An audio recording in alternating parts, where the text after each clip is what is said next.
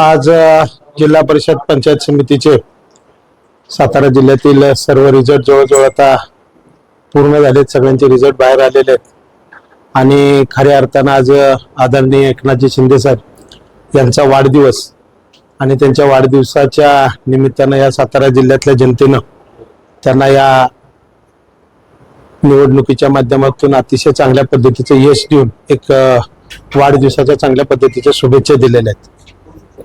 खरं पाहिलं तर या जिल्ह्यामधलं एकंदरीत गणित पाहिले तर धनशक्ती विरुद्ध जनशक्ती असाच खरा एक इलेक्शन मधला संघर्ष दिसून आला.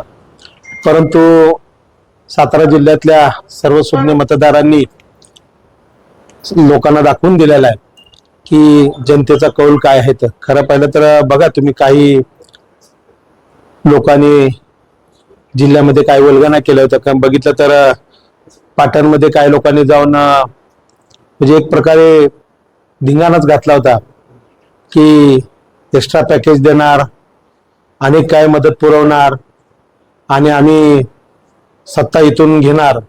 परंतु तसं बघितलं तर पाटणमध्ये 7 गटामध्ये 6 गट हे शिवसेनेचे निवडून आलेले आहेत.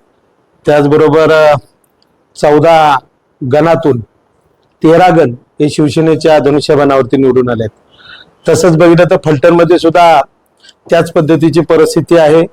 8 पैकी 5 जिल्हा परिषदेचे गट निवडून आलेले आहेत आणि 16 पैकी 8 पंचायत समितीचे गण निवडून आलेले आहेत. एकंदरीत जिल्ह्यामधलं जर वातावरण बघितलं, महाबळेश्वर मधून एक चांगला गट आपला निवडून आलेला आहे, जावली मधून एक गट निवडून आलेला आहे, कोरेगाव मधून सुद्धा आपले 2 गट निवडून आलेले आहेत. म्हणजे एकंदरीत जिल्ह्यामधलं चित्र जसं आता क्लिअर दिसून आलं की आपले जवळजवळ 15 जिल्हा परिषद सदस्य निवडून आलेले आहेत.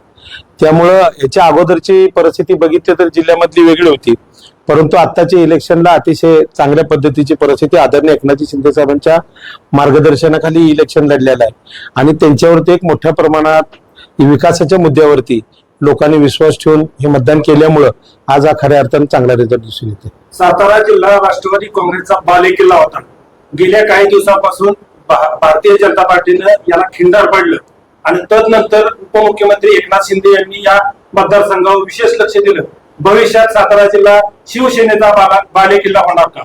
बघा, फलटण तालुक्यामध्ये ज्या वेळेला फलटणची नगरपालिकेचं इलेक्शन लागलं आणि त्यानंतर बाबांनी एकदम शेवटच्या टप्प्यामध्ये म्हणजे अर्ज भरत असताना शिवसेना पक्षामध्ये प्रवेश केला आणि खूप कमी वेळामध्ये आम्ही ते इलेक्शन लढलं धनुष्यबाणावर. त्यामुळे आम्हाला थोडंसं फार कमी आलं त्याच्यामध्ये.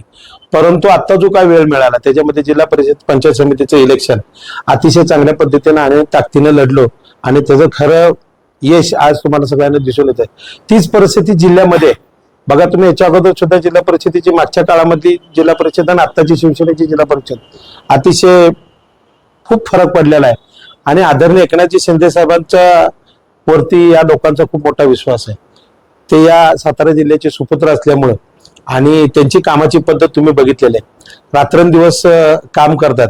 मध्यंतरी मी नगरपालिकेचे इलेक्शन नंतर इतर जिल्हा परिषदेचे इलेक्शन लागलं आणि आम्ही नगरपालिकेच्या इलेक्शनला आलो होतो. त्यावेळेला काही लोकांनी इथं त्या फलटणमध्ये सुद्धा त्यांच्यावरती टीका करण्याचा प्रयत्न केला की आमची दाढी आहे, आम्ही त्या पद्धतीचं उत्तर देऊ. परंतु जनतेनं दाखवून दिलं की ठाण्याच्या दाढीच्या नादाला लागल्यानंतर सुपडा साफ कसा होतो त्याचं जिवंत उदाहरण आज जिल्ह्यामध्ये तुम्हाला बघायला मिळेल. राजगटाच्या माध्यमातून शिवसेनेचे फलटण तालुक्यामध्ये मोठे उमेदवार विजयी झाले आहेत, कसं बघताय?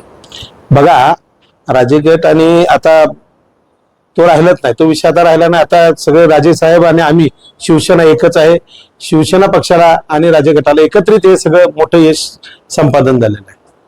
साहेब, ग्रामीण भागामध्ये आम्ही फिरत असताना एकच प्रश्न विचारत होते की शिवसेनेला चांगलं निवडणुकीत यश मिळेल, परंतु आम्हाला बाबा आमदार झाल्याचं बघायचं. तर ही गोष्ट किती दिवसामध्ये फलटण तालुक्यातील जनतेला पाहायला मिळेल? बघा, बाबांनी किंवा राजगटाने ज्या वेळेला शिवसेना पक्षामध्ये प्रवेश केला त्याला हार्डली 1-2 महिने झाले असतील. या 2 महिन्यामध्ये तुम्हाला शिवसेनेच्या माध्यमातून हे दोन्ही इलेक्शन आपण लढलेले आहेत. लोकांनी ज्या पद्धतीनं सहकार्य केलंय किंवा लोक ज्या पद्धतीनं शिवसेना पक्षामध्ये जोडली जातात त्या पद्धतीनं जर विचार केला तर 2029च्या इलेक्शन मध्ये नक्की शिवसेना पक्षाच्या वतीनं आदरणीय बाबा हे आमदारच दिसतील.